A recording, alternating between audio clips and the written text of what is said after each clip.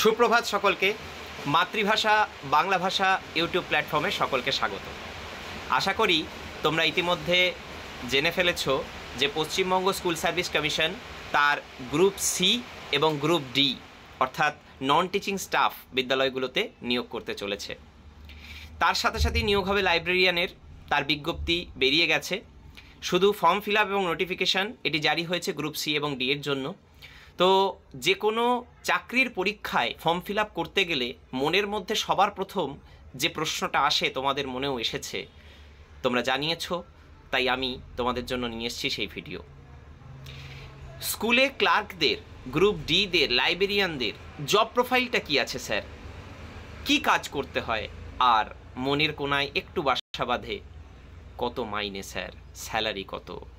চলো চলে যাই সেই কথাবার্তায়। আজকে সেই কথাই বলবো, জব প্রোফাইল, কি কি কাজ করতে হয়, বেতন কত, সমস্ত তথ্য এক ভিডিওতে। এখনই একটা লাইক করে কমেন্ট করে দাও আর সাবস্ক্রাইব করে রাখো। আমরা চলে যাব এবার আমাদের সেই অংশটাতে। আশা করি স্ক্রিনে তোমরা দেখতেই পাচ্ছ। গ্রুপ সি ক্লার্ক ডিউটি কি? ফার্স্ট, স্কুলের যাবতীয় খাতাপত্রের কাজ করতে হয়। সেকেন্ড, স্কুলের বিভিন্ন যে ফান্ডগুলো রয়েছে সেই ফান্ডের হিসাবপত্র রাখা। তৃতীয়, অ্যাডমিশন সংক্রান্ত যাবতীয় যা কাজ আছে সেগুলো করতে হয়। মিড ডে মিল থেকে কন্যাশ্রী, এই সমস্ত যে কাজগুলো রয়েছে সেই কাজগুলোর খাতাপত্র দেখা। ম্যানেজিং কমিটিতে ফিফথ যে বিষয়টা থাকে, ম্যানেজিং কমিটিতে একজন ক্লার্ক বা যে কোনো একজন অশিক্ষক কর্মী সবসময়ই থাকেন। সুবিধা অসুবিধাগুলো সেই অংশে তারা তুলে ধরেন, মূলত কাঠামোগত যে সুবিধা অসুবিধাগুলো, তো সেগুলো তোমাদেরকে গ্রুপ সি ক্লার্কের পদে করতে হবে। এছাড়াও এই অংশ রিলেটেড অফিসিয়াল আনঅফিসিয়াল ছোটোখাটো কিছু কাজ তো থাকেই যে কোনো পদের মতো। মেন কাজ কিন্তু এই পাঁচটা, ঠিক আছে? বেশ, চলো এরপরে তোমাদের প্রশ্ন, স্যার বেতন কত, স্যালারি কত? চলো দেখা যাক। অ্যাকচুয়ালি গ্রুপ সি ক্লার্ক পদের যে এক্সামিনেশনের ওভারঅল কাঠামো গড়া হয়েছে 100 নম্বরে, যেটা তোমরা ইতিমধ্যে জানো, 60 রিটেন, 15 নাম্বার হচ্ছে কি তোমাদের অ্যাকাডেমিক এবং এক্সপিরিয়েন্স, এবং বাকি যে 25 নাম্বার সেটা হচ্ছে কম্পিউটার এফিসিয়েন্সি, এই যে পর্যবেক্ষণ এবং ইন্টারভিউ, এই অংশটা। তো এটা টোটাল পর্বে যদি তুমি সিলেকশন পাও, তুমি বেসিক স্যালারি পাবে 22,700, সাথে ডিএ আছে, এইচআরএ আছে, এমএ আছে। টোটাল গ্রস স্যালারি প্রথম মাসে যেটা তোমার অ্যাকাউন্টে ঢুকবে সেটা হচ্ছে 30,010 টাকা।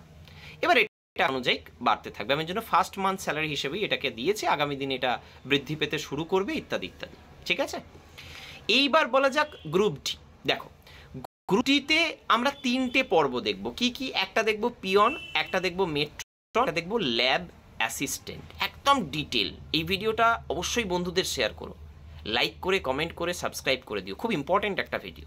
3টে পর্বে গ্রুপ ডির কাজ হয়ে থাকে, স্যালারি একই, যাব আমরা সেই জায়গাতে।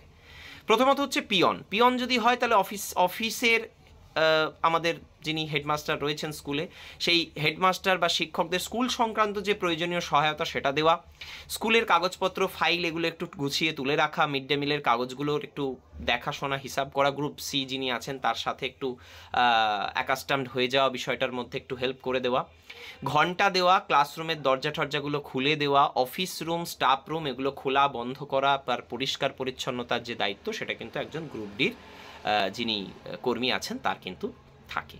এছাড়া গ্রুপ ডি যে মানে পিয়ন হন, তিনি কিন্তু মূলত হেডমাস্টারের একজন সাহায্যকারী হন, মানে সেকেন্ড হ্যান্ড বলা যায় আর কি সেক্ষেত্রে, এবং তিনি সাপোর্ট স্টাফ হিসেবে সবসময় কাজ করে থাকেন, পিয়ন পদের ক্ষেত্রে বলছি আর কি। গ্রুপ ডির ক্ষেত্রে মেট্রন আছে, যেখানে সব কাজই প্রায় পিয়নের মতো করতে হয়। এছাড়া একটু বেশি দায়িত্ব থাকে, সেটা কি? ছাত্রছাত্রীদের দেখাশোনা করতে হয়, এবং স্কুলের যে পিয়ন সে যদি না থাকে কোনোভাবে, সব স্কুলে তো সবসময় আলাদা করে পিয়ন, আলাদা করে মেট্রন এভাবে থাকে না, সব স্কুলে থাকে না, আমি বলছি না যে কোনো স্কুলে থাকে না, কিন্তু কিছু কিছু স্কুলে কিন্তু থাকে না, সেই পর্বটা একটু তোমাদের দেখে দিতে হবে, ঠিক আছে? এবং এর পাশাপাশি এই অংশটা একটু তোমাদের দেখতে হবে পিয়ন না থাকলে সেক্ষেত্রে, ঠিক আছে? আর একটা হয়, সেটা কি? সেটাও খুব ভালো পর্ব, সেটা কি? গ্রুপ ডির ল্যাব অ্যাসিস্ট্যান্ট, অর্থাৎ ল্যাবের প্রধান তার কাজ হচ্ছে প্র্যাকটিক্যাল যে কাজগুলো হচ্ছে সেই ক্লাসে শিক্ষকদের সাহায্য করা, ল্যাবটাকে একটু পরিষ্কার পরিচ্ছন্ন রাখার কাজটা করা, এবং ল্যাবে যে সমস্ত সুইচ বোর্ড গুলি রয়েছে যেগুলো বিশেষভাবে ব্যবহার হয় অন্যান্য ক্লাসরুম বা ইত্যাদি থেকে, সেগুলোর দিকে একটু নজর রাখা, সেগুলো বন্ধ করা, ঠিক সময় অন করা ইত্যাদি ইত্যাদি।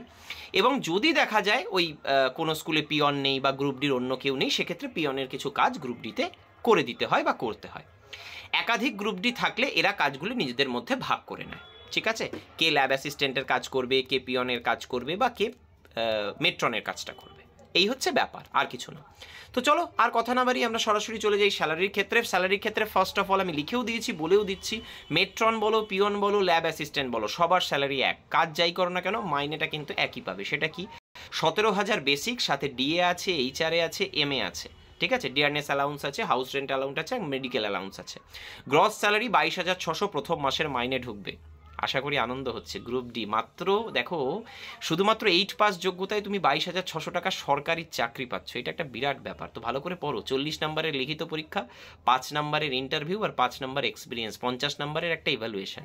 কিচ্ছু নেই, আগামী দিনে মক টেস্ট আসছে, অ্যাডমিশন নিয়ে নেবে, দুর্দান্তভাবে পাস করে যাবে, কোনো চিন্তাই করতে হবে না, ঠিক আছে? মাতৃভাষা বাংলা ভাষা চ্যানেলের পক্ষ থেকে আমি তোমাদের অভিজিৎ স্যার কথা দিচ্ছি, কোনো চিন্তা করতে হবে না, বিন্দাস পড়ো।